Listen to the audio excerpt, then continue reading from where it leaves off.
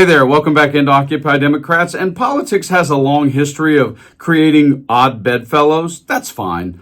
But the Republican Party has gone through a weird transition because of Donald Trump in the number of people who absolutely hated him, denigrated him, and now suck up to him and have been. And one of the best is, in this breaking story, Lindsey Graham. Yeah, that guy. And I'm going to show the story to you in just a few moments because Lindsey Graham has an amazing history with Donald Trump. But in this breaking story, he just made one of the biggest mistakes you can make, which you should never do to Daddy Donald. But remember when Lindsey Graham said this? He's a race-baiting, xenophobic, religious bigot. He doesn't represent my party.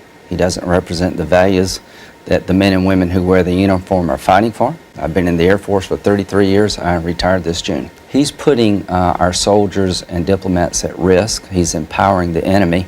And this ban, if it's actually enacted, would take people who have been interpreters, who came to our side in Iraq and Afghanistan, who are under siege in their own countries, and basically becomes a death sentence for them.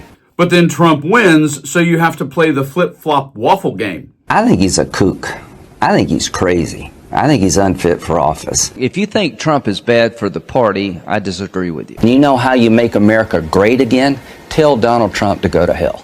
I think President Trump is good for the party. All I can say is count me out. Enough is enough. And then you transition into stumping and begging for Trump. But you need to help this man, Donald J. Trump. They're trying to drain him dry. And if you got any money to give it. Give the president some money to fight this bull. And yeah, you buddy up and you play some golf with him. But remember, Donald Trump has a really massive ego and yet is really insecure. So he needs a lot of credit and complains when he doesn't get it a lot. But he has asked for quite a lot of credit in the past. Listen. We beat him on legislative approvals, for which I get no credit. This administration does a tremendous job, and we don't get credit for it. We had a tremendous victory. We were given no credit. We had this, tremendous victory. We get no credit at all. You have to be thankful. We never got the credit for, and we should have, is getting us out of that COVID mess. We put a brand new wall up. They give me no credit. We've done a great job. The press won't give us credit for it. But in this breaking story, Rut-row, Lindsey Graham has just tried to take credit for what's going on militarily, and that, we all know, is a big, big mistake when it comes to Daddy Donald because, he doesn't get enough credit. He doesn't get a Nobel Peace Prize. He doesn't wham. And when you suddenly step out and try to then tell everyone in the world that he's doing this well because of me, no, Lindsey, you are going to pay the price. Check this breaking story out. Breaking news. Senator brags about how he manipulated Trump 79 into war. Lindsey Graham admitted he spoke with the leaders of 2 foreign countries before pushing Trump to bomb Iran. Republican Senator Lindsey Graham is taking all the credit for pushing President Trump to launch his unauthorized war with Iran.